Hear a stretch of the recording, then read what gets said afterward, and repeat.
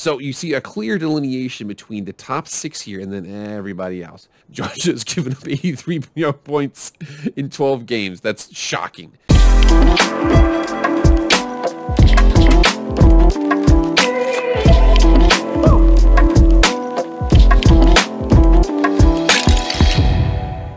What is up, everybody? It is Jake with Master Football, back at it again. Happy Monday. Thank you so much for being here. If you've never been here before, this is Jake with Master Football. All things pro football, college football, video game football, anything related to American football, we discuss on the show right now.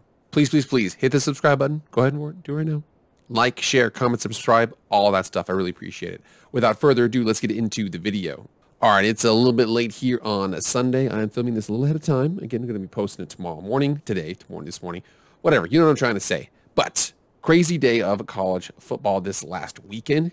Pro football happening. It was good. I was a big time Raiders fan. Tomorrow's, I'm not gonna lie. I'm gonna blow a gasket tomorrow on Raider Tuesday. But for right now, we need to talk about college football because there's a lot of news stories out there that are big. The biggest one, and I am going to be doing a deeper dive on this later on, did anybody hear about the Lincoln Riley to USC? That's an absolutely tectonic shift. Again, I think that the biggest thing holding the Pac-12 back right now is it sounds crazy. I think that number one, like I said, going off of what I said before in one of my previous videos, the coaching. Okay, they need top qualified head coaches. So USC has a huge opening there. They had Clay Helton for a while there, but they need a big time head coach there, and it's hard to get bigger than Lincoln Riley. Lincoln Riley was headed to LSU, and then it over here and there. I actually really like the addition. I know there's a couple people out there that don't like it because they're like, oh man, USC's not a great job. USC's not a great job. USC's a great job. I don't give a damn what anybody says. Okay, USC's a great job, and there's a real big power vacuum in the Pac-12 South. You could argue maybe, the most consistent team is Utah, and Utah just has a tough time recruiting on the national stage, whereas USC doesn't.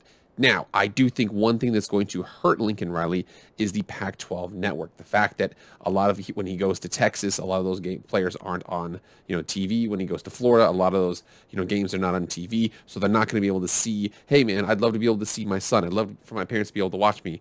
They can't do it because the Pac-12 network is stupid. Sorry. I hate the Pac-12 network, and I think the Pac-12 hates the Pac-12 network. But anyways, let's get into this last weekend of college football and talk about what happened. So, speak of the devil, we see Lincoln Riley's OU Sooners go to Oklahoma State to go and play the Pokes in Boone T. Bickens. I don't know how to pronounce his name. Whatever, dude. Anyways, they went and played at Oklahoma State, ultimately lost 37-33. It was an absolutely crazy game here. Spencer Sanders, 214, 1 touchdown with 2 picks, only 214 passing.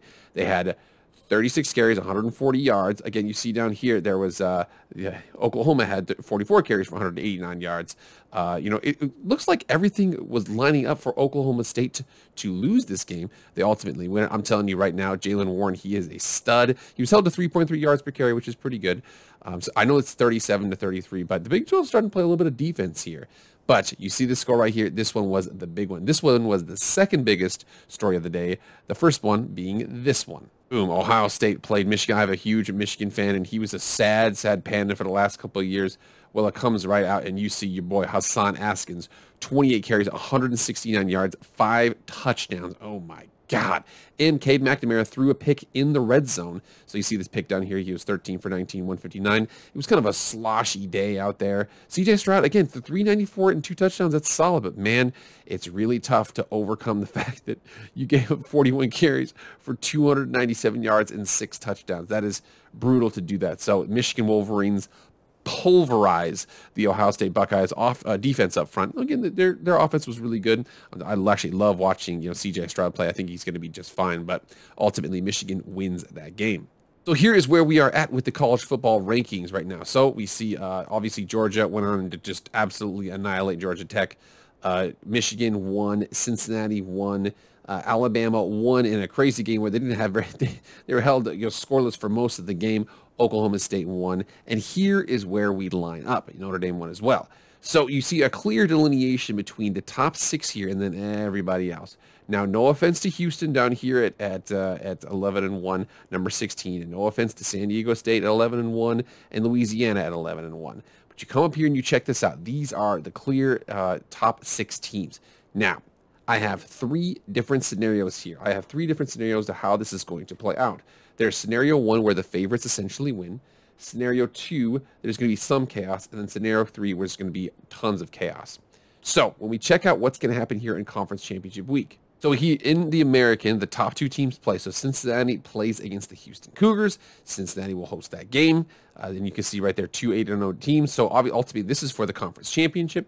You come down here, you see the Atlantic Coast Conference. No offense. It is interesting that it's Pitt versus Wake Forest. That's new. You know, we're used to seeing NC State and Clemson play, but Pitt versus Wake Forest, that's interesting. But not a team's going to go for any sort of playoff exposure. You see the Big 12 Conference, Oklahoma State and Baylor. Again, the top 2 teams play. Now, these 2 teams played earlier in the year. So Baylor visited Oklahoma State. Now they are going to be playing in Dallas this year. But again, you see down here, Jalen Warren, 36 carries, $125 and 2 touchdowns. Absolutely massive for them. I suspect, I personally think that Oklahoma State is going to win. I know I'm a biased Boise State fan, and they did beat us, although we should have beat them. I won't get into that. But again, you see this right here, 24-14, the last time they played. Now it's going to be a neutral site game, so we'll see how that one kind of turns out. In the Big Ten, Iowa holds on against Nebraska, and they are ultimately going to play the Michigan Wolverines. And remember now, last Saturday, Michigan played Ohio State in kind of a slush snowstorm. Now they're going to play in Indianapolis in a beautiful dome. It's going to be perfect weather. There's no more relying on the fact that it's going to be mucky. I do think, though, that Michigan's offensive line up front is very, very big and strong. Iowa, again, really, really solid. They have 2 weird consecutive losses earlier in the season. If you come and you see their schedule here, now they lost to Purdue and they lost to Wisconsin. In both games, they had multiple turnovers. I think that's going to be what it comes down to. I think that Michigan is pretty good. I think that Cade McNamara is good enough to win a game, but I think that the offensive line, the running game, they are absolutely physical beyond belief. And their defense is pretty solid as well. Now, I know they had a tough time with Ohio State. Again, they held Ohio State to 27 points. I do think the fact that it was kind of mucky out there helps. But you see this right here. So if the Michigan Wolverines can take advantage of forcing turnovers, they can really hamper this Iowa offense. Here we are in the independent ranks in Notre Dame, finishing 11-1. It's one of those things where if Notre Dame wants as many losses as possible, because the more losses possible, the more they can shoot up that board. And then in the Pac-12, the adorable Pac-12. So now Oregon and Utah rematch each other in the Pac-12 championship in Las Vegas in that beautiful stadium down there for my Raiders. And then the SEC, we have Georgia and Alabama. They're going to play each other in the Georgia Dome. Well, not the Georgia Dome. They're going to play each other in this Mercedes-Benz Dome, something like that. Yeah, that really awesome dome where the Falcons play. That's where they're going to play. But they're going to play there. So Alabama kind of limps in. Georgia does not limp in at all. I'm telling you right now, Georgia's given up 83 points in 12 games. That's shocking. So we'll see what they do. Obviously, Alabama can score. Alabama's very talented. But Georgia's defense is something ridiculous. So here are the 3 scenarios that I believe that are going to play out. So we know that Georgia plays Alabama, and then Michigan plays Iowa, Cincy plays Houston, and then Oklahoma State plays Baylor. What I would suspect is going to happen, which will actually be kind of interesting, is Georgia wins, Michigan wins, Cincy wins, Oklahoma State wins. That means it's probably Alabama will drop to 11-2, and then it will be Georgia as the 1 seed. It will more than I would not be surprised if Oklahoma State jumps over Cincinnati, but again, that's just because of the spite that they have. Georgia and Cincy would play week 1. I wouldn't be surprised if they did something like that. But we would see Georgia and Oklahoma State, possibly Cincy in the first round, and then Michigan would play whichever the other team is. That's the first one. That's all the favorites win. The second one right here, I believe, is going to be kind of some chaos. So I think that Georgia is probably going to win, and Cincinnati is probably going to win. Michigan against Iowa, you just don't know. It's a conference championship game. You just don't know. And Oklahoma State in a neutral site. Remember, they only won by 10 at their home stadium. Now they play at a neutral site. So there would be a situation where Georgia would win, Michigan would lose, Cincinnati would win, and then Oklahoma State would lose. And in that instance right there, Notre Dame would get in, but almost by default. And then what I would say is that whoever loses between, or whoever was a closer loss between Michigan and Alabama. So if Alabama was 11-2 and Michigan was 11-2 and they both lost, but Michigan was a closer loss than Alabama's was, again, I think that's how it would kind of factor in. That would be the 4th team in there. And then last but not least, the complete chaos situation here. This would be, what if Georgia, Cincy, Oklahoma State, and Michigan all lose? I do think in that instance, Bama gets in.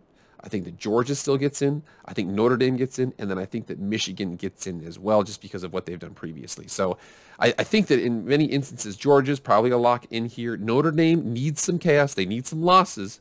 And then I think Michigan also, for the most part, Michigan should get in. They've got a good resume. If they go out there and get blown out, though, by Iowa, all bets are off. Guys, get in the comments right now. Let me know what you think. What do you guys think is going to happen out there? Who do you have confidence in? Is it all just wasting time? Just to hand the trophy to Georgia? Where are we at? What do you guys think? All right, everybody, thank you so much for being here. Please like, share, comment, subscribe, all that stuff. I'm sorry, I'm having me a rough time. I had a long Thanksgiving weekend. But anyways, I'm back at it, ready to go. We're almost in December. I will see you guys tomorrow for Raider Tuesday. I am out.